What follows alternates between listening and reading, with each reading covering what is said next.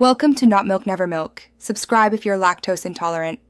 In this video, I will explain how to use PayPal Pay in 4. This convenient feature lets you divide your eligible purchases into 4 easy, interest-free payments. You'll make your initial payment right when you buy, and then the remaining 3 payments will be automatically deducted every 2 weeks. It's a straightforward way to manage your budget without any extra cost. To be eligible for Pay in 4, you need an active PayPal account in good standing. This option is generally available for purchases ranging from $30 up to $1,500. While a soft credit check might be conducted, rest assured, it won't negatively affect your credit score. It's a quick process to ensure you meet the criteria.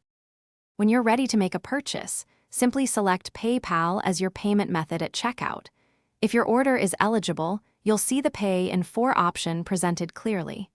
Just choose it, review the proposed payment schedule to ensure it works for you, and then confirm your purchase.